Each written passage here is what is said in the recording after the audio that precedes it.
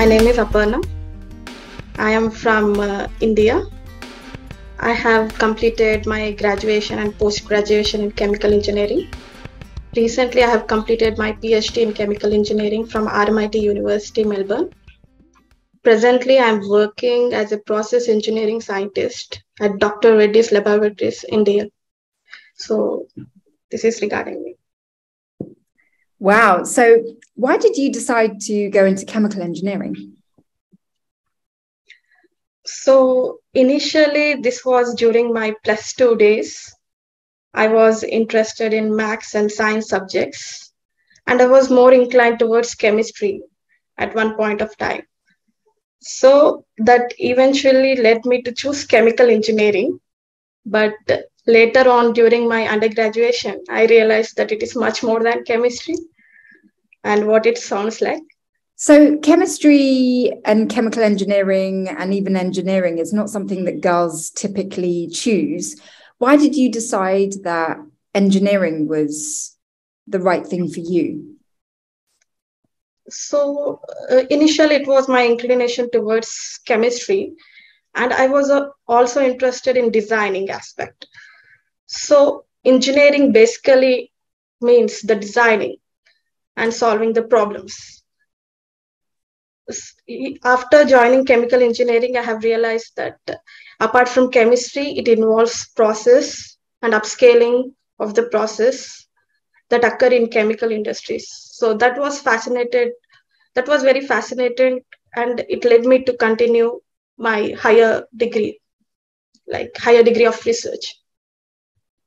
So what's it like being a girl or a woman in chemical engineering? Because usually engineering is seen as quite a male-dominated subject. So, I mean, was it unusual for you in India to be going into a subject, or is it quite normal? Yeah, as you said, it is the gender issue still exists in this field, but I was lucky enough that I got enough female people inclined towards this chemical engineering, and I have my own friend circles who has supported me that we can pursue the higher studies and we can opt for higher roles and responsibilities in an industry. So I can say that I have the support system, let it be family and friends. I got the circle that made me choose and continue in the chemical engineering field. So it's really unusual to see a woman excelling in scientific academia. To do a PhD and all these things is, it's pretty, it's not the norm. It's not conventional to see a woman excelling in these fields.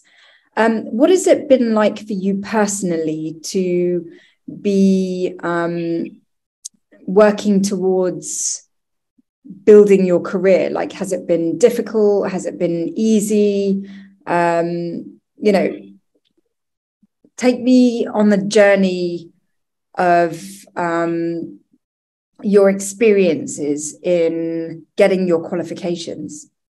Yeah, so it all started with, firstly, during my undergraduation, I had my family support, like my parents, my friends, everyone was there. And I was not in that way of thinking that it is only gender specific. I had a broad way that anyone can do anything. So when I started continuing higher degree, like post-graduation and PhD, I have realized that it is more gender specific, because being a woman and staying in a chemical industry, people usually prefer men in shop floor, unlike women. But there are instances where women also performed at shop floor. So I have seen the right way of it, and everyone around me, especially my family, friends, they have supported me, and they have made me realize that despite gender bias which exists in an industry, you can still, if you continuously perceive it, if you are being focused and persevering, we can achieve the whatever role we dream for. So that has made me continue and face my challenges. Everyone has their own challenges. I have also faced many challenges. So I had so many emotional like breakdowns as well during this journey. So I lost my father, and he was very inspiring for me. Like he always motivated me to continue anything in education. Like you can continue and achieve anything. That is what that kind of emotional support system which he has provided. I don't want that to be given up. So I have continued, and luckily I have achieved what I really dreamt of.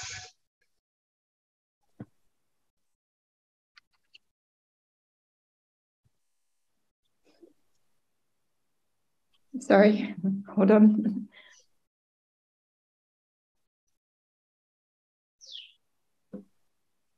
Ooh, that's no, Sorry.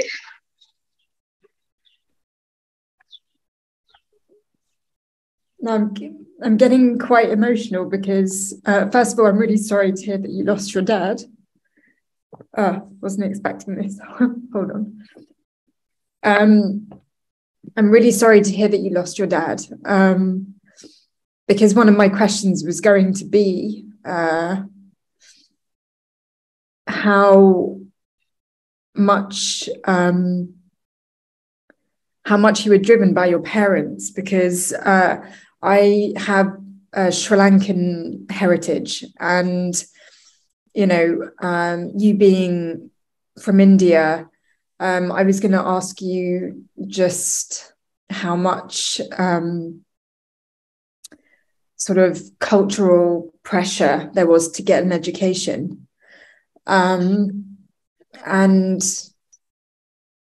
because for me, my own personal story is that I have been very driven by my parents, particularly my dad. Do you feel comfortable talking about that, or would you rather not? Yeah, definitely. Like it is a part of me, so I'm very much. I look forward to talking to it. Like, see, considering the fact and community and family that I come from, it is very startling to be at 28, sit at home and study. People will have all set of questions, and there are uncertainties which we face as an individuals. So since my childhood, my father and mother, they have supported me, irrespective of what people had said, anything that a girl's education is not that equally important as of men's education. But still, my mom was very stubborn enough to get us what we want. And my dad followed her. So he has provided what we need. That was the initial foundation, I can say, that was very strong. And uh, throughout my journey, I felt that whatever sacrifices they have made, so I should not, whatever foundations they have given me, the strength, courage to continue and carry forward. So that I maintained throughout my education journey, like carrying out post graduation, and I was trying for a PhD admission. I have failed a couple of times to get admitted into the chemical engineering PhD. But still, I didn't give up and I accepted my failures. I have improved my strengths, and that made me finally get an admission. And later on, I have tried to understand and learn the skill sets required for the subject that helped me carry out my PhD in a focused way. So that is my journey. And I can say that my parents, my mom, my dad, so both were very strong enough and to get me what I want. And that made me continue. That is what I feel. So this is my story. Yeah, I mean, your parents sound amazing. And it sounds like they really were behind you every step of the way. In my journey of talking to lots of different people from all kinds of different backgrounds, I've really observed the importance of the support and encouragement you get from an early age. And that can be from parents, it can be from relatives, it can be from friends, it can be from caretakers. It doesn't have to be your biological parents that influence you. It can be just people who are there in your life when you're young. Is it really unusual and unconventional for your parents to be so encouraging? Because it certainly was very different for me. My parents needed me to get a good education because they were living in the UK and had come from other countries. So my parents really needed their kids to have a good education so that they could have a good future life. What was the expectation driven by with regards to the way you were raised, and why was it so important for you to get this amazing education? It is initially for my future, irrespective of my family needs. They want a bright future. Being a girl, they know the difficulties that the country they are living facing. And education is a huge step, and we can change our future with the education. So if we go in a right direction, we can get a future, we can be financially independent. That they know, that base they had. My mom is just a homemaker. She has just a matriculation pass, 10th pass. That is what they usually say. And my father also, he's a clerk in an government institute. But they somewhere felt that education can change life, and they firmly believed in that. I don't know what they have seen in their life, and so that they tried to install in us, me and my sister. Like both, we got good education. Like my sister is a doctor, and they continued me in this research field. So I don't know. Some instances in life will uh, make your parents believe in. They have believed very firmly, and during our journey also somewhere we also find few instances where we felt that education can change our way of thinking. It can break the whatever hurdles we are facing. Like we have our own hurdles going on in your mind. So with the education you can just broaden your view. We can find the possibilities, find the opportunities. We can able to face the challenges. So that kind of right attitude, I think education can build up over the period of time. That can be improved. I, I do not say that success will come at one step. It is a journey, but education will provide a pathway to that journey. So we have to believe in our dreams, and that is what I strongly feel. I mean, you come from a culture which has the stereotypical reputation that it suppresses women or subordinates women. I mean, I may be completely wrong, but I am assuming that your culture believes that women are less than men. Have you come across this? And what is it like for a PhD in chemical engineering to climb above this stereotype, if it does exist? Yeah, this is we are historically disadvantaged section of society that is there. We know the problem and we know the solution also. That is what I understand. If we are staying in that problem, we can analyze the solution over the period of time. So even though there is a suppression in our society, we also find ways to overcome it. We can think it very liberally. So I feel that thinking will change your perspective and will provide you different pathways. So education, like being uh, getting a higher education, will eventually provide a platform. That is what I feel like, to perform in an industry, to perform with ongoing what the market needs, world market needs. So the main platform will be your education, your skill set, and that can be honed with your level of research skills or else what is required for the current industry trends. We can analyze it and we can get those skills, and whatever the suppressing, everything can be overcome once we find a right platform.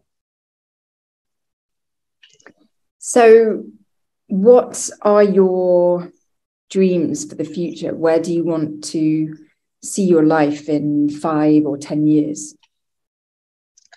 Currently, I'm working in a pharma industry. Like, I feel that India has a huge potential in pharma, and because of this COVID outbreak, we have seen how the world is facing shortages in vaccines, drugs. There is hoarding of vaccines. So I see myself in that, in providing like enough number of vaccines and drugs. Like I should be able to contribute my research in that field so that we will be self-sufficient in whatever we are doing. So it will be my limited contribution. So I just see myself in 10 years, like uh, in the development of vaccines and drugs, and where I can apply my research. You mentioned earlier that you have faced a lot of challenges. What have those challenges been, and what have you learned from them, which you can share with other young women trying to build their careers? So at different stages, like during my undergraduation, so there was a personal challenge as my father was having a breakdown. He got a stroke. But somewhere that emotional system from the family to continue my studies. I have my friends have helped, my parent, like my family has helped me to continue that studies. And later on, I have joined in masters. So after getting admission, I again faced, like, it's more personal than academic challenges for me in my case. Then later on, like during my after my post graduation, I worked for 4 years in an autonomous R&D center where I worked on fuel cells. So during that journey also, getting a admission in a PhD, so that was very difficult. Shifting from industry to academic, that was very difficult. I applied to some n number of colleges. I got rejected because they need some specific requirements to pursue PhD in chemical engineering. So, like continuously, it took me 4 years to get a PhD admission. So after 4 years of industrial experience, when I got the PhD, then it was entirely a different topic. I was working in different field. Previously, I was working in fuel cells. Then I changed into something which is useful in pharma industries, food industries. So switching was very difficult. But what I have learned from my peers and my supervisors was very helpful. People are very helpful around you. Like if you find the right people, they will try to help you out. So they continued giving full support, like academically, emotionally. So, and COVID happened during my PhD. COVID happened. That was also a barrier. We were doing online classes. So, what I can say that, and I was also infected with COVID during my thesis admission. So there will be many hardships. Everyone will face their own hardships. But I can also say that you will have your own ways. You have to figure it out. Some days are very hard to think about solutions, but you should take one day at a time sometimes. And you should have that hope that one day, whatever problems, you will find a solution to the problems, like one problem at a time. Take one problem at a time.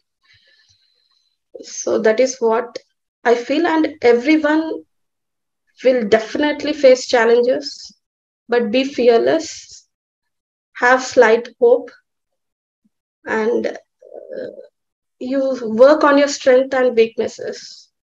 You should own your failures. That is what I feel that will help anyone to continue whatever they dream for. Well, I feel like that's a really beautiful way to end our conversation, because this podcast and YouTube series is for people who have an inclination towards science, technology, engineering, and mathematics. But I feel that talking to you today has really shined a light on the fact that everyone, no matter where they come from, no matter what they have or don't have, we're all going to face personal challenges, some big and some small. But no matter what, it has really been inspiring to listen to you, because throughout all those challenges, it sounds like you've always kept following your dreams, and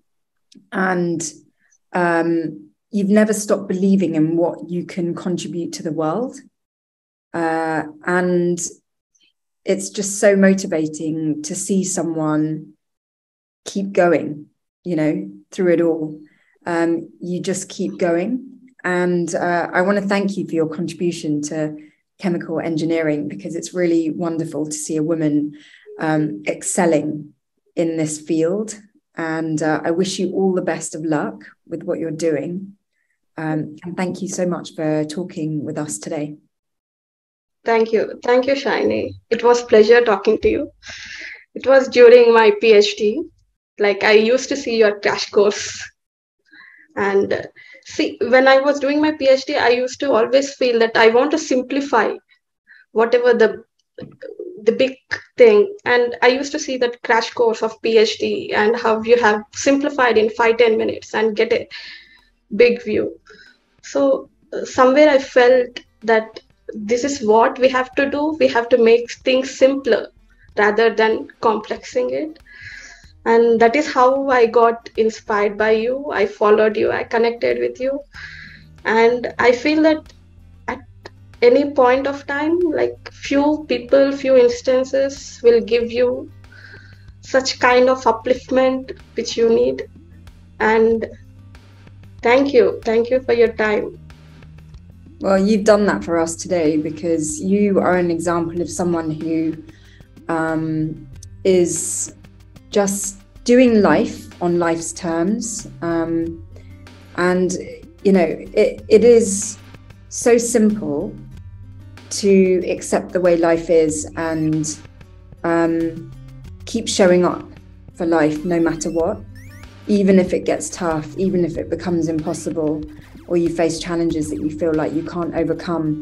You spoke like a true engineer, saying you just keep going. There is a solution. I mean, engineers are real problem solvers, and that seems to be your solution, to never give up hope.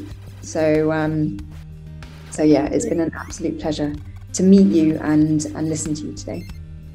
Yeah, thank you for your time.